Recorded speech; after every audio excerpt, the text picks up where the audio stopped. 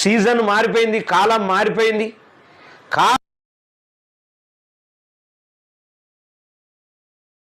కాలం మారిపోయింది.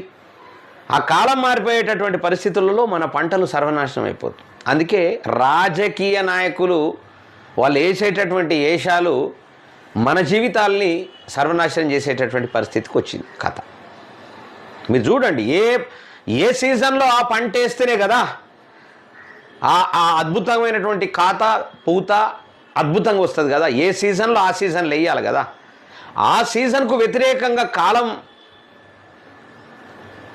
ప్రవర్తిస్తే మొత్తం టోటల్గా ఎంత పంట మనం వేస్తామో అంత పంటకు నష్టం జరుగుతుందా లేదా?